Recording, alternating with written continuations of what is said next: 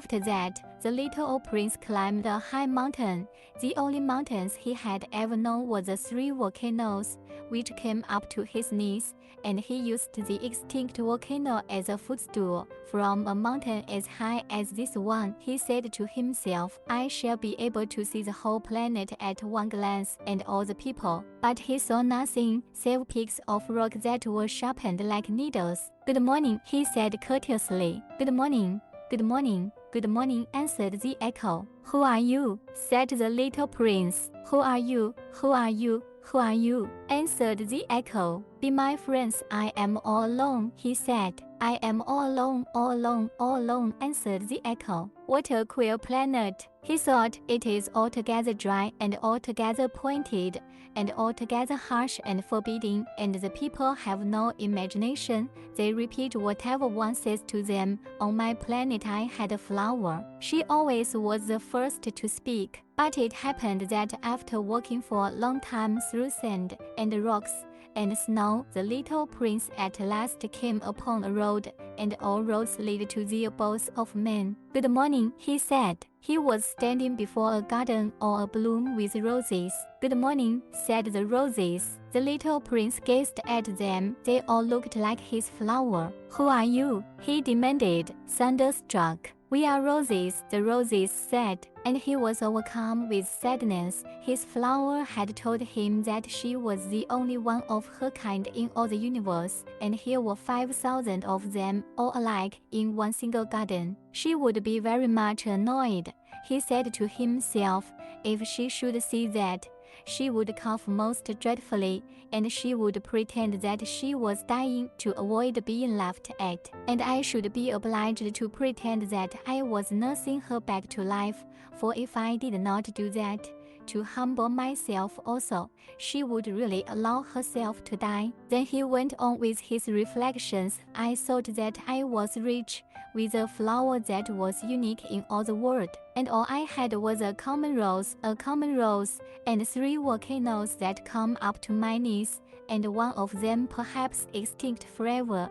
That doesn't make me a very great prince. And he lay down in the grass and cried. It was then that the fox appeared. Good morning, said the fox. Good morning, the little prince responded politely, although when he turned around he saw nothing. I am right here, the voice said, under the apple tree. Who are you? Asked the little prince, and added, You are very pretty to look at. I am a fox, said the fox. Come and play with me, proposed the little prince. I am so unhappy. I cannot play with you, the fox said. I am not tamed. Ah, please excuse me, said the little prince. But after some thought, he added, What does that mean, tame? You do not live here, said the fox. What is it that you are looking for? I am looking for men, said the little prince. What does that mean, tame? Men, said the fox.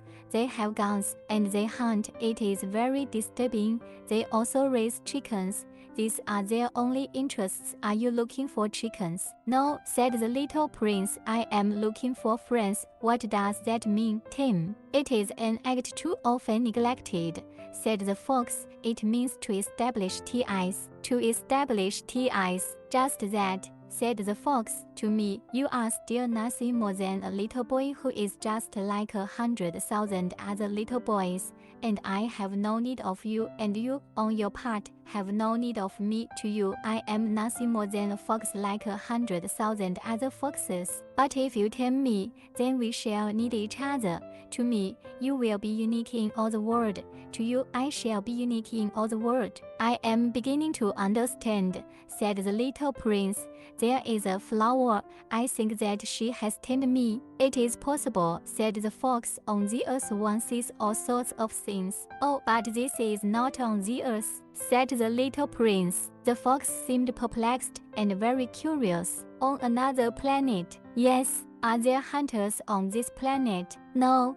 That is interesting. Are there chickens? No. Nothing is perfect, sighed the fox. But he came back to his idea. My life is very monotonous, the fox said. I hunt chickens. May hunt me, all the chickens are just alike, and all the men are just alike, and in consequence I am a little bored. But if you tame me, it will be as if the sun came to shine on my life. I shall know the sound of a step that will be different from all the others. Other steps send me hurrying back underneath the ground. Yours will call me like music out of my burrow. And then look, you see the green fields down yonder. I do not eat bread. Wheat is of no use to me. The wheat fields have nothing to say to me, and that is sad. But you have hair that is the color of gold.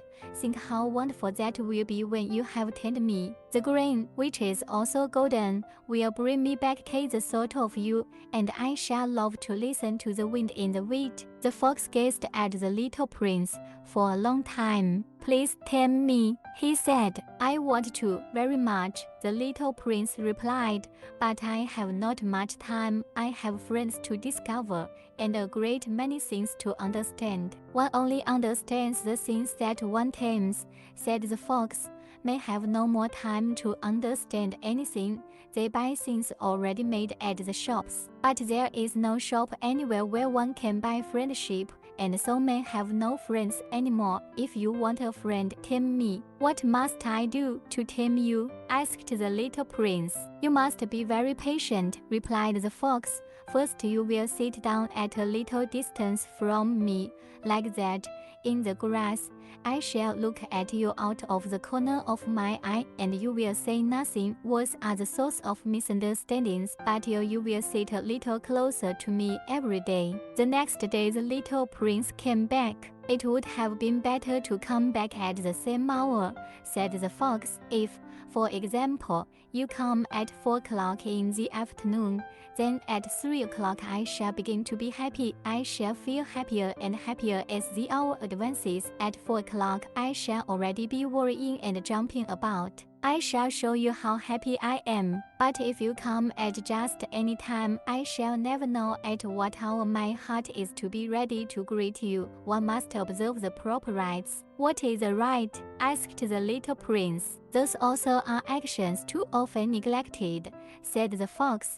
They are what make one day different from other days, 1 hour from other hours. There is a rite. For example, among my hunters, every Thursday they dance with the village girls, so Thursday is a wonderful day for me. I can take a walk as far as the vineyards. But if the hunters danced at just any time, every day would be like every other day, and I should never have any vacation at all. So the little prince tamed the fox, and when the hour of his departure drew near, said the fox, I shall cry. It is your own fault, said the little prince. I never wished you any sort of harm, but you wanted me to tame you. Yes, that is so, said the fox. But now you are going to cry, said the little prince. Yes, that is so, said the fox. Then it has done you no good at all. It has done me good, said the fox, because of the color of the wheat fields. And then he added, go and look again at the roses. You will understand now that yours is unique in all the world. Then come back to say goodbye to me, and I will make you a present of a secret. The little prince went away to look again at the roses. You are not at all like my rose, he said. As yet you are nothing. No one has tamed you, and you have tamed no one. You are like my fox when I first knew him. He was only a fox like 100,000 other foxes, but I have made him my friend, and now he is unique in all the world. And the roses were very much embarrassed. You are beautiful, but you are empty, he went on. One could not die for you. To be sure, an ordinary passerby would think that my rose looked just like you, the rose that belongs to me, but in herself alone she is more important than all the hundreds of you other roses, because it is she that I have watered, because it is she that I have put under the glass globe, because it is she that I have sheltered behind the screen, because it is for her that I have killed the caterpillars except the 2 or 3 that we saved to become butterflies, because it is she that I have listened to when she grumbled or boasted, or even sometimes when she said nothing, because she is my rose. And he went back to meet the fox. Goodbye, he said. Goodbye, said the fox, and now here is my secret. a very simple secret. It is only with the heart that one can see rightly. What is essential is invisible to the eye. What is essential is invisible to the eye, the little prince repeated, so that he would be sure to remember. It is the time you have wasted for your rose that makes your rose so important. It is the time I have wasted for my rose, said the little prince, so that he would be sure to remember. May have forgotten this truth, said the fox, but you must not forget it. You become responsible forever for what you have tamed. You are responsible for your rose. I am responsible for my rose, the little prince repeated, so that he would be sure to remember. Good morning, said the little prince. Good morning, said the railway switchman. What do you do here? The little prince asked. I sort out travelers in bundles of 1,000, said the switchman. I send off the trains that carry them. Now to the right, now to the left. And a brilliantly lighted express train shook the switchman's cabin as it rushed by with a roar like thunder. They are in a great hurry, said the little prince. What are they looking for? Not even the locomotive engineer knows that, said the switchman. And a second brilliantly lighted express thundered by in the opposite direction. Are they coming back already? Demanded the little prince. These are not the same ones, said the switchman. It is an exchange. Were they not satisfied where they were? Asked the little prince. No one is ever satisfied where he is, said the switchman. And they heard the roaring thunder of a third brilliantly lighted express. Are they pursuing the first travelers? Demanded the little prince. They are pursuing nothing at all, said the switchman. They are asleep in there, or if they are not asleep, they are yawning. Only the children are flattening their noses against the windowpanes. Only the children know what they are looking for, said the little prince. They waste their time over ragdoll and it becomes very important to them. And if anybody takes it away from them, they cry. They are lucky, the switchman said. Good morning, said the little prince. Good morning, said the merchant. This was a merchant who sold pills that had been invented to quench thirst. You need only swallow one pill a week, and you would feel no need of anything to drink. Why are you selling those? Asked the little prince. Because they save a tremendous amount of time, said the merchant. Computations have been made by experts.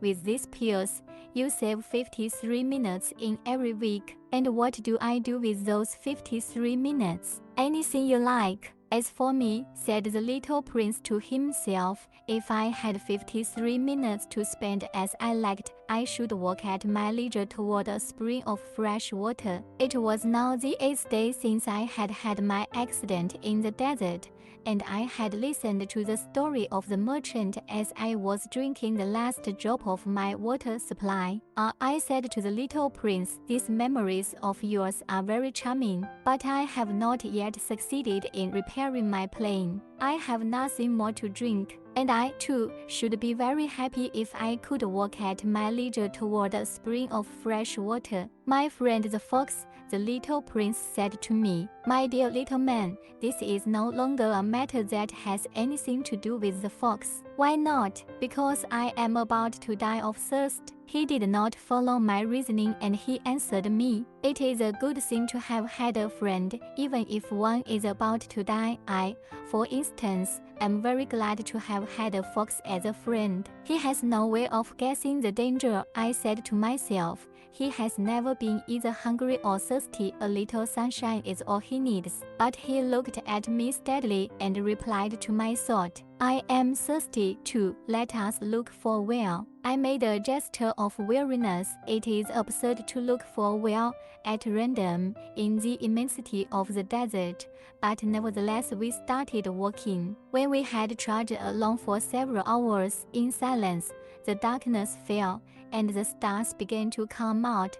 Thirst had made me a little feverish, and I looked at them as if I were in a dream. The little prince's last words came reeling back into my memory. Then you are thirsty too? I demanded. But he did not reply to my question. He merely said to me, "Water may also be good for the heart." I did not understand this answer, but I said nothing. I knew very well that it was impossible to cross-examine him. He was tired. He sat down. I sat down beside him, and after a little silence, he spoke again. "The stars are beautiful because of a flower that cannot be seen." I replied, "Yes, that is so," and without saying anything more, I looked across the ridges of sand that was stretched out before us in the moonlight. "The desert is beautiful," the little prince added. And that was true. I have always loved the desert. One sits down on a desert sand dune, sees nothing, hears nothing, yet through the silence something throbs and gleams. "What makes the desert beautiful," said the little prince, "is that somewhere it hides a well." I was astonished by a sudden understanding of that mysterious radiation of the sense. When I was a little boy, I lived in an old house, and legend told us that a treasure was buried there. To be sure, no one had ever known how to find it. Perhaps no one had ever even looked for it, but it cast an enchantment over that house. My home was hiding a secret in the depths of its heart. "Yes," I said to the little prince, "the house, the stars, the desert, what gives them their beauty is something that is invisible." "I am glad," he said, "that you agree with my folks." As the little prince dropped off to sleep, I took him in my arms and set out walking once more. I felt deeply moved and stirred. It seemed to me that I was carrying a very fragile treasure. It seemed to me even that there was nothing more fragile on all earth. In the moonlight, I looked at his pale forehead, his closed eyes, his locks of hair that trembled in the wind, and I said to myself, "What I see here is nothing but a shell. What is most important is invisible." As his lips opened slightly with the suspicious of a half smile, I said to myself again, "What moves me so deeply about this little prince who is sleeping here is his loyalty to a flower, the image of arrows that shines through his whole being like the flame of a lamp, even when he is asleep." And I felt him to be more fragile. Still, I felt the need of protecting him as if he himself were a flame that might be extinguished by a little puff of wind. And as I walked on so, I found the well at daybreak. "Men," said the little prince, "set out on their way in express trains, but they do not know what they are looking for. Then they rush about and get excited and turn round and round." And he added, "It is not worth the trouble." The well that we had come to was not like the wells of the Sahara. The wells of the Sahara are mere holes dug in the sand. This one was like a well in a village, but there was no village here, and I thought I must be dreaming. "It is strange," I said to the little prince. "Everything is ready for use. The pulley, the bucket, the rope." He laughed, touched the rope, and set the pulley to working, and the pulley moaned like an old watervane which the wind has long since forgotten. "Do you hear?" said the little prince. "We have wakened the well, and it is singing." I did not want him to tire himself with the rope. "Leave it to me," I said. "It is too heavy for you." I hoisted the bucket slowly to the edge of the well and set it there, happy, tired as I was over my achievement. The song of the pulley was still in my ears, and I could see the sunlight shimmer in the still trembling water. "I am thirsty for this water," said the little prince. "Give me some of it to drink." And I understood what he had been looking for. I raised the bucket to his lips. He drank, his eyes closed. It was as sweet as some special festival treat. This water was indeed a different thing from ordinary nourishment. Its sweetness was born of the work under the stars, the song of the pulley, the effort of my arms. It was good for the heart, like a present. When I was a little boy, the lights of the Christmas tree, the music of the midnight mass, the tenderness of smiling faces used to make up, so, the radiance of the gifts I received. "The man where you live," said the little prince. Raise 5,000 roses in the same garden, and they do not find in it what they are looking for. They do not find it, I replied. And yet what they are looking for could be found in one single rose or in a little water. Yes, that is true, I said. And the little prince added, but the eyes are blind, one must look with the heart. I had drunk the water, I breathed easily. At sunrise the sand is the color of honey, and that honey color was making me happy, too. What brought me, then, this sense of grief? You must keep your promise, said the little prince, softly as he sat down beside me once more. What promise? You know, a mother for my sheep, I am responsible for this flower. I took my rough drafts of drawings out of my pocket. The little prince looked them over and laughed as he said, Your baobabs, they look a little like cabbages. Oh, I had been so proud of my baobabs. Your fox, his ears look a little like horns, and they are too long. And he laughed again. You are not fair, little prince, I said. I don't know how to draw anything except boa constrictors from the outside and boa constrictors from the inside. Oh, that will be all right, he said. Children understand. So then I made a pencil sketch of a muzzle, and as I gave it to him my heart was torn. You have plans that I do not know about, I said. But he did not answer me. He said to me instead, You know, my descent to the earth, tomorrow will be its anniversary. Then after a silence, he went on, I came down very near here, and he flushed, and once again, without understanding why, I had a queer sense of sorrow. One question, however, occurred to me. Then it was not by chance that on the morning when I first met you a week ago, you were strolling along like that, all alone, 1,000 miles from any inhabited region. You were on your back to the place where you landed. The little prince flushed again, and I added with some hesitancy, perhaps it was because of the anniversary. The little prince flushed once more. He never answered questions, but when one flushes, does that not mean yes? I said to him, I am a little frightened, but he interrupted me. Now you must work. You must return to your engine. I will be waiting for you here. Come back tomorrow evening. But I was not reassured. I remembered the fox. One runs the risk of weeping a little if one lets himself be tamed. Beside the well there was the ruin of an old stone wall.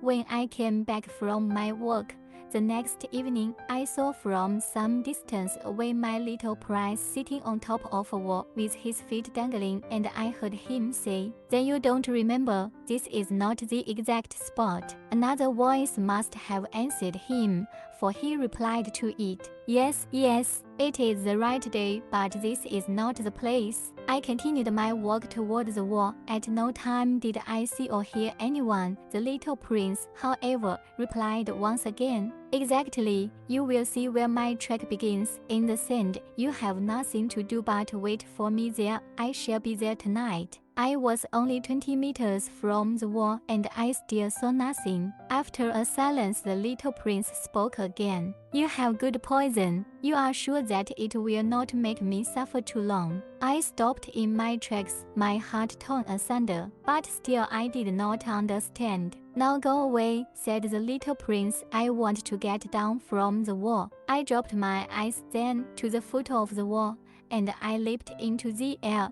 There before me, facing the little prince, was one of those yellow snakes that take just 30 seconds to bring your life to an end. Even as I was digging into my pocket to get out my revolver, I made a running step back. But at the noise I made, the snake let himself flow easily across the sand like the dying spray of a fountain, and, in no apparent hurry, disappeared with a light metallic sound among the stones. I reached the wall just in time to catch my little man in my arms. His face was white as snow. What does this mean? I demanded. Why are you talking with snakes? I had loosened the golden muffler that he always wore. I had moistened his temples and had given him some water to drink, and now I did not dare ask him any more questions. He looked at me very gravely and put his arms around my neck. I felt his heart beating like the heart of a dying bird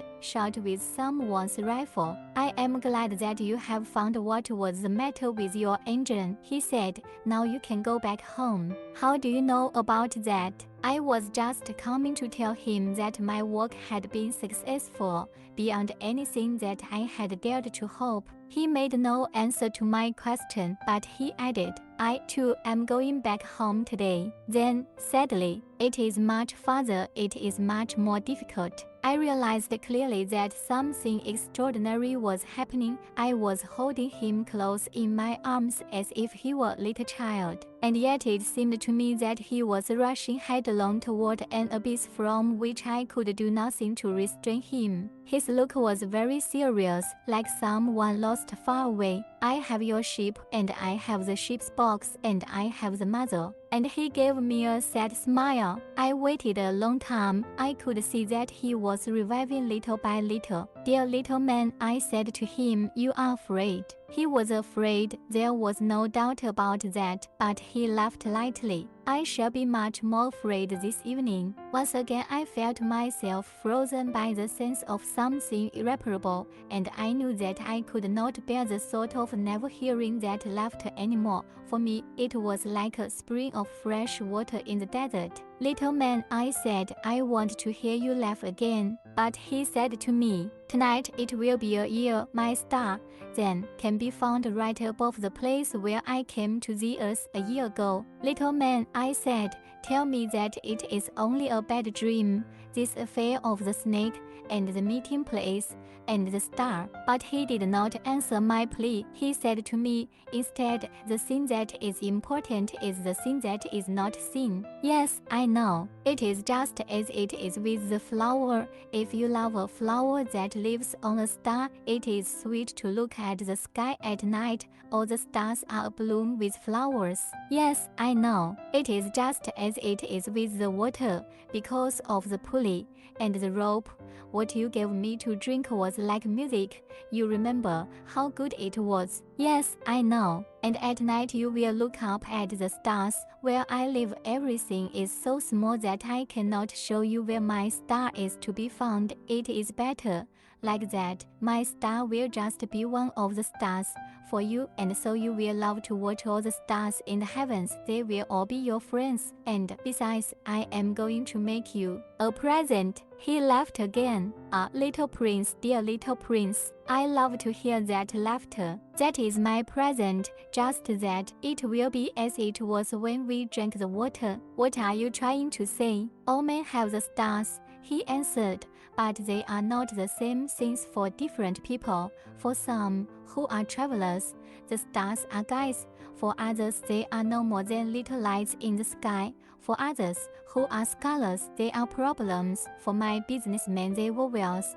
But all these stars are silent. You alone will have the stars as no one else has them. What are you trying to say? In one of the stars I shall be living, in one of them I shall be laughing, and so it will be as if all the stars were laughing. When you look at the sky at night, only you, will have stars that can laugh. And he laughed again. And when your sorrow is comforted, time soothes all sorrows, you will be content that you have known me. You will always be my friend. You will want to laugh with me, and you will sometimes open your window. So, for that pleasure, and your friends will be properly astonished to see you laughing as you look up at the sky. Then you will say to them, yes, the stars always make me laugh. And they will think you are crazy. It will be a very shabby trick that I shall have played on you. And he laughed again. It will be as if, in place of the stars, I had given you a great number of little bells that knew how to laugh. And he laughed again. Then he quickly became serious. Tonight, you know, do not come, said the little prince. I shall not leave you, I said. I shall look as if I were suffering. I shall look a little as if I were dying. It is like that. Do not come to see that. It is not worth the trouble. I shall not leave you. But he was worried. I tell you, it is also because of the snake. He must not bite you. Snakes, they are malicious creatures. This one might bite you just for fun. I shall not leave you. But a thought came to reassure him. It is true that they have no more poison for a second bite. That night I did not see him set out on his way. He got away from me without making a sound. When I succeeded in catching up with him, he was walking along with a quick and resolute step. He said to me merely, "Ah, you are there," and he took me by the hand, but he was still worrying. "It was wrong of you to come. You will suffer. I shall look as if I were dead, and that will not be true." I said nothing. "You understand, it is too far. I cannot carry this body with me. It is too heavy." I said nothing. "But it will be like an old abandoned shell. There is nothing said about old shells." I said nothing. He was a little discouraged, but he made one more effort. "You know, it will be very nice. I, too, shall look at the stars. All the stars will be wells with a rusty pulley. All the stars will pour out fresh water for me to drink." I said nothing. "That will be so amusing. You will have 500 million little bells, and I shall have 500 million springs of fresh water." And he too said nothing more. Beckwith, he was crying. "Here it is, let me go on by myself." And he sat down because he was afraid. Then he said again, "You know, my flower, I am responsible for her, and she is so weak. She is so gnarly. She has 4 thorns, of no use at all, to protect herself against all the world." I too sat down because I was not able to stand up any longer. "There now, that is all." He still hesitated a little. Then he got up. He took one step. I could not move. There was nothing but a flash of yellow close to his ankle. He remained motionless for an instant. He did not cry out. He fell as gently as a tree falls. There was not even any sound because of the sand.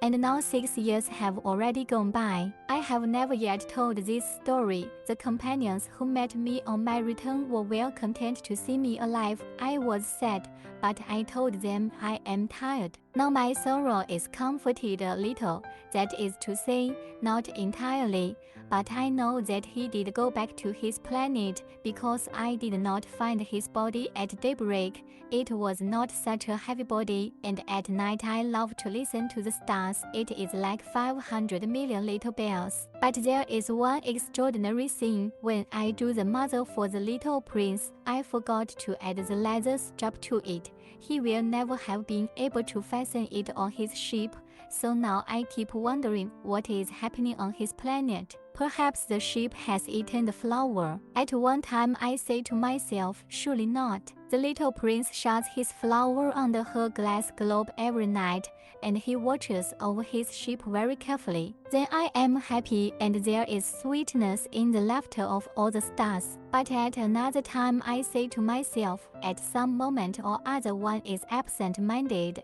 and that is enough. On some one evening he forgot the glass globe, or the ship got out without making any noise in the night, and then the little bells are changed to tears. Here, then, is a great mystery, for you who also love the little prince, and for me.